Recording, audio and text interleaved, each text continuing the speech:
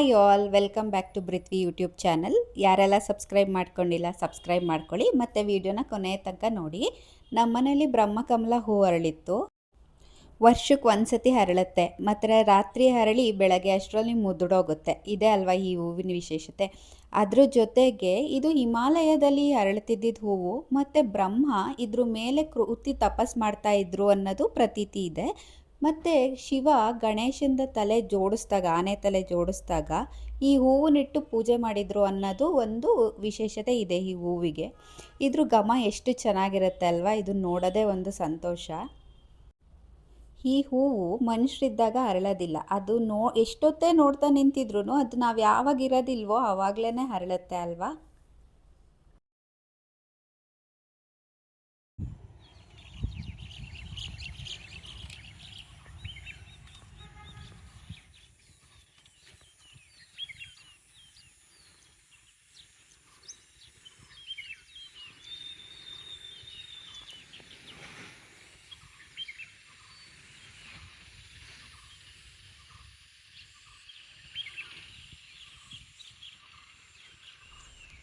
ಇದು ಮಾರನೇ ದಿನ. ಅಕ್ಕಿಗಳು ಚಿಲುಪ್ರಿ ಇಲ್ಲಿ ಕೇಳಲಿ ಅಂತ ಆ ಟೈಮಲ್ಲಿ ವಾಯ್ಸ್ ಓವರ್ ಕೊಡಲಿಲ್ಲ.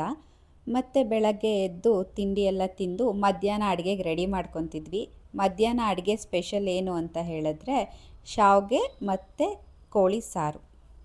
ಮತ್ತು ಮನೆ ಕೆಲಸ ಎಲ್ಲ ಮುಗಿಸ್ಬಿಟ್ಟು ಕಾಯೆಲ್ಲ ಒಡ್ಕೊಂಡ್ವಿ. ಮತ್ತು ಕಾಯಿ ಅಲ್ಲಿಗೆ ಮತ್ತು ಚಿಕನ್ ಸಾಂಬಾರಿಗೆ ಎಲ್ಲ ಕಾಯಿ ರುಬ್ಬಕ್ಕೆ ಬೇಕಿತ್ತಲ್ವ ಅಂತ. ಆ ಕಾಯಿ ನೀರು ಕುಡಿಯೋದು ಮಜನೇ ಬೇರೆ. ಮುಂಚೆ ಎಲ್ಲ ನಾವು ಕಾಯಿ ತಿನ್ನೋದು ಎಲ್ಲ ಎಷ್ಟು ಮಾಡ್ತಿದ್ವಿ. ಈಗ ಒಂಚೂರು ಕಾಯಿ ತಿಂದರೆ ಗ್ಯಾಸ್ಟ್ರಿಕ್ಕು ಅದೆಲ್ಲ ಪ್ರಾಬ್ಲಮ್ಮು. ಮತ್ತು ನಾನು ನನ್ನ ಹಸ್ಬೆಂಡು ಶಾವಿಗೆ ಹಲ್ವಾ ಮಾಡ್ತಾ ಇರೋದು, ಅದಕ್ಕೇ ಬಾಳೆ ಎಲೆಯಲ್ಲಿ ತಿಂದರೆ ಚೆನ್ನಾಗಿರುತ್ತೆ ಅಂತ ಹೇಳಿಬಿಟ್ಟು ಕಿತ್ಕೊಂಬರಕ್ಕೆ ಹೋಗಿದ್ವಿ. ಇದು ನಮ್ಮ ಮನೆದಲ್ಲ, ಎದುರುಗಡೆ ಮನೆಯವ್ರದ್ದು ತೋಟ. ಊರಲ್ಲಿ ಏನು ಯಾರ ಮನೆದ್ದು ಏನು ಕಿತ್ಕೊಂಡ್ರೂ ಯಾರೂ ಕೇಳೋದಿಲ್ಲ ಅಲ್ವಾ. ಮತ್ತು ಎಲೆ ಎಲ್ಲ ಕುಯ್ಕೊಂಡು ನಾವು ಮನೆ ಕಡೆಗೆ ಹೊರಟ್ವಿ. ಮತ್ತು ಈ ತೋಟದೊಂದು ಗ್ಲಿಮ್ಸ್ ಹಾಕಿದ್ದೀನಿ ನೋಡಿ. ನನ್ನ ಚಿಕ್ಕ ಮಗಳು ಪ್ರೆಗ್ನೆಂಟಲ್ಲಿ ಇರಬೇಕಾದ್ರೆ ಲಾಕ್ಡೌನ್, ಅವಳು ಹುಟ್ಟಿದ್ದು 2020.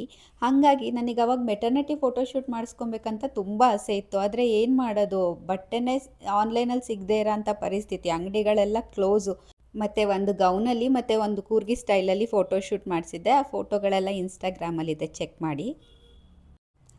ನ್ಯಾಚುರಲ್ ಲೈಟೇ ಫೋಟೋಸ್ ಅಂತೂ ತುಂಬಾ ಚೆನ್ನಾಗಿ ಬಂದಿತ್ತು. ಫೋಟೋ ಸ್ಟುಡಿಯೋದಲ್ಲಿ ಮಾಡಿಸಿದ್ರೂ ಅಷ್ಟು ಚೆನ್ನಾಗಿ ಬರ್ತಿತ್ತೋ ಇಲ್ವೋ, ಒಂಥರ ಔಟ್ಡೋರ್ ಫೋಟೋಶೂಟು. ಫೋಟೋಸ್ ಅಂತೂ ಸಖತ್ತಾಗಿತ್ತು. ನನ್ನ ಕಸಿನು ಮತ್ತು ನನ್ನ ತಂಗಿನೇ ಸೇರ್ಕೊಂಡು ಫೋಟೋ ತೆಗ್ದಿದ್ದು. ನನ್ನ ಹಸ್ಬೆಂಡ್ದು OnePlus ಫೋನ್ ಇತ್ತು ಅವಾಗ. ಮತ್ತು ನಾನು ಕಾಯೆಲ್ಲ ತುರಿದ್ಕೊಟ್ಟೆ ಅಮ್ಮಂಗೆ. ನಾನು ಕಾಯಿ ತುರಿಯೋದು ಬೆಂಗಳೂರಲ್ಲಿ ಹಂಗೆ ಕಾಯಿ ಎಡ್ಕೊಂಬಿಟ್ಟು ಕಟ್ ಮಾಡಿಬಿಟ್ಟು ಹಾಕ್ಬಿಡ್ತೀನಿ ಮಿಕ್ಸಿ ಜೊತೆಗೆ. ಊರಲ್ಲಿ ಮಾತ್ರ ಈ ಥರ ತುರಿಯೋದು. ಅಮ್ಮ ಬೆಂಗಳೂರಿಗೆ ಬಂದರೆ ತುರಿಯೋಕ್ಕೆ ಬೇಕಂತ ಒಂದು ತುರಿಯಮಣೆ ತೊಗೊಂಡು ಇಟ್ಕೊಂಡಿದ್ದೀನಿ. ಈ ತುರಿಯಮಣೆ ಎಷ್ಟು ಹಳೇದು ಅಂತಂದರೆ ಒಂದು 30 ವರ್ಷನೇ ಆಗಿರ್ಬೋದು ಅನಿಸುತ್ತೆ ಇದನ್ನು ತೊಗೊಂಡು. ಮತ್ತು ನಾವು ಯಾವ ಥರ ಶಾವಿಗೆ ಮಾಡ್ತೀವಿ ಅಂತಂದರೆ ಅಕ್ಕಿನ ಸ್ವಲ್ಪ ಹುರ್ಕೊಬೇಕು. ಅಕ್ಕಿನ ಹುರ್ಕೊಂಡು ಆ ಅಕ್ಕಿನ ಮಿಲ್ ಮಾಡಿಸ್ಕೊಂಡು ಬರಬೇಕು ಪುಡಿ. ಸ್ವಲ್ಪ ತರಿ ತರಿಯಾಗೆ ಇರಬೇಕು ಪುಡಿ. ಈ ಬೆಂಗಳೂರಲ್ಲೆಲ್ಲ ಅಕ್ಕಿ ರೊಟ್ಟಿ ಬಳಿಯೋದು ಮಾಡ್ತಾರಲ್ವ, ಅದಕ್ಕೆಲ್ಲ ಸಣ್ಣಕ್ಕೆ ಬಿಡ್ತಾರಲ್ವ ಪುಡಿನ, ಅಷ್ಟು ಸಣ್ಣಕ್ಕೆ ಇರಬಾರ್ದು. ಸ್ವಲ್ಪ ರಫ್ ಆಗಿರಬೇಕು. 1 ಲೋಟ ಅಕ್ಕಿ ಹಾಕ್ತಿದ್ದೀವಿ ಅಂದರೆ ಅದಕ್ಕೆ 2 ಗ್ಲಾಸ್ ನೀರು ಈ ಪ್ರಪೋರ್ಷನಲ್ಲಿ ಹಾಕಬೇಕು. ನಾವು ಎಷ್ಟು ಮಾಡ್ಕೊತೀವಿ ಅಷ್ಟನ್ನು ಹಾಕ್ಬಿಟ್ಟು ಚೆನ್ನಾಗಿ ಮುದ್ದೆ ಬೇಯಿಸ್ತೀವಲ್ವ ಆ ಥರ ಚೆನ್ನಾಗಿ ಬೇಯಿಸ್ಕೊಂಡ್ಬಿಡ್ಬೇಕು. ಚಿನಿ ಏನು ಮಾಡ್ತಿದ್ದೀರಾ? ತೋರಿಸಿ.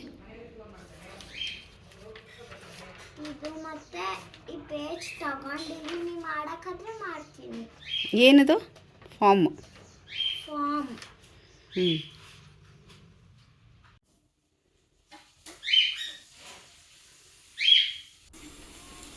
ಈ ಥರ ಕಟ್ಕೊಂಡು ಕಡ್ಬಿನ ತಪ್ಪಲಿಲಿ ಬೇಯಿಸಬೇಕು. ಕಡ್ಬಿನ ತಪ್ಪಲಿಲಿ ನೀರು ಹಾಕಿಬಿಟ್ಟು ಫಸ್ಟೇ ಅದನ್ನು ಸ್ವಲ್ಪ ಹೊತ್ತು ಕಾಯಕ್ಕೆ ಬಿಡಬೇಕು. ನೀರು ಕುದೀತಿರ್ಬೇಕಾದ್ರೆ ಈ ಥರ ಕಟ್ಟಿ ಅದನ್ನು ಚೆನ್ನಾಗಿ ಒಂದು 5-10 ನಿಮಿಷ ಸ್ಟೀಮಲ್ಲಿ ಬೇಯಕ್ಕೆ ಬಿಟ್ಬಿಡಬೇಕು.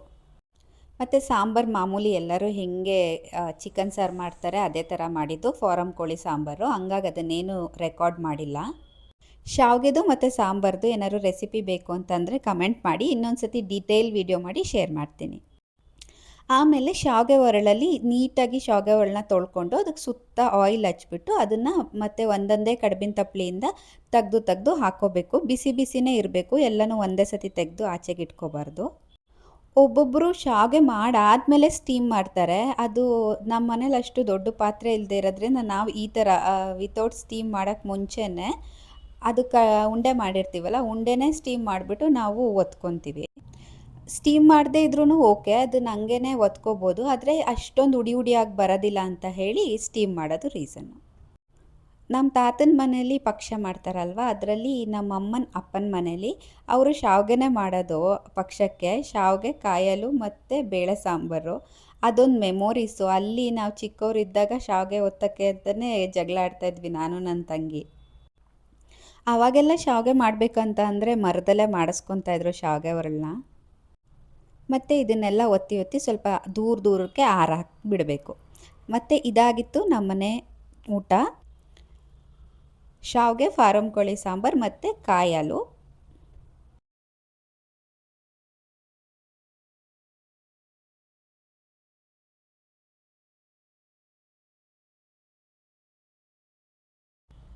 ಮತ್ತು ಅದು ಎಗ್ ಬರುತ್ತಲ್ವ, ಅದನ್ನು ಸಪ್ರೇಟಾಗಿ ಫ್ರೈ ಮಾಡಿದ್ವಿ. ಅದಂದರೆ ನನಗೆ ತುಂಬಾ ಇಷ್ಟ. ಊಟ ಮಾಡಿ ಸ್ವಲ್ಪ ಹೊತ್ತು ಮಲ್ಕೊಂಡು ಎದ್ದೇಳೋ ಅಷ್ಟೊತ್ತಿಗೆ ರಾತ್ರಿ. ಮತ್ತೆ ಬೆಳಗ್ಗೆಗೆ ಬೆಂಗಳೂರಿಗೆ ಹೊರಡಬೇಕಾಗಿತ್ತು. ನಾನು ನನ್ನ ಹಸ್ಬೆಂಡ್ ಇಬ್ಬರೇ ಬರೋದ್ರಿಂದ ಏನು ಜಾಸ್ತಿ ಲಗೇಜ್ ಏನೂ ಇರಲಿಲ್ಲ. ಹಾಗೆ ಎಲ್ಲ ಸ್ವಲ್ಪ ಬೇಗ ಬೇಗ ಪ್ಯಾಕ್ ಮಾಡಿಬಿಟ್ಟು ಎಲ್ಲರೂ ಆರಾಮಾಗಿ ಸ್ವಲ್ಪ ಹೊತ್ತು ವಾಕ್ ಮಾಡ್ಕೊಂಡು ಮಾತಾಡಿಕೊಂಡು ಆವತ್ತಿನ ಡೇನ ಎಂಡ್ ಮಾಡಿದ್ವಿ. ಇದಾಗಿತ್ತು ಇವತ್ತಿನ ವಿಡಿಯೋ. ಕೊನೆ ತನಕ ನೋಡಿದ್ದಕ್ಕೆ ಥ್ಯಾಂಕ್ ಯು. ಮತ್ತೆ ಇನ್ನೊಂದು ವಿಡಿಯೋದಲ್ಲಿ ಸಿಗೋಣ. ಬಾಯ್.